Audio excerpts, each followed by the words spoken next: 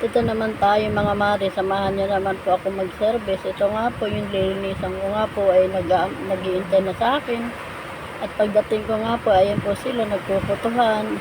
Hindi ko na rin po pala na-videohan yung pagpasok namin sa loob ng bahay.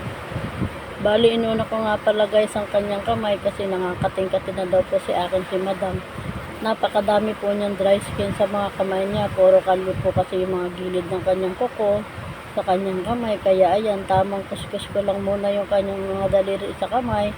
Tingnan mo naman guys. Ayan po ang aking inuna, yung mga kamay niya kasi gusto niya matapos at may lakad si madam. Kaya ayan, kunting-kunting gupit lang mga mare kasi baka mamarder. Pero matagal ko na po siyang customer mga mare. 15 years na. At ayan nga po, tingnan nyo yung mga ingrown niya sa paa. Tingnan nyo guys, napakalalaki oh. Siya po ay kahit anong sungkit ang gawin ko, hindi ko po nakukuhang pamagain yung kanyang mga kuko sa paa.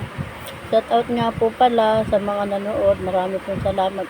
Sana po ay panoorin nyo yung aking video hanggang sa matapos.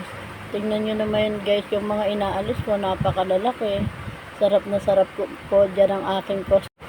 Yan po ang kanyang gusto. Siya nga po pala guys, hindi nga po pala kami nakapag-upload kahapon kasi wala po akong video na i-upload. Hindi po ako nakapag-video. Tingnan nyo naman yung kanyang lalaki oh. Napakadami ng dry skin ang lalaki. Tingnan nyo oh.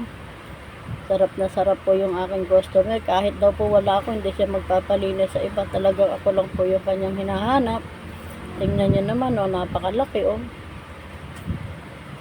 Napakalaki talaga, tingnan nyo oh. Sarap.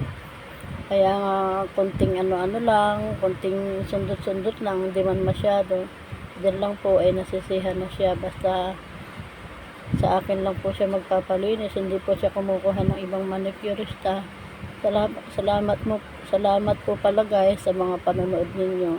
Thank you very much po. Salamat po ulit sa ulitin. Sa mga followers ko, God bless you po.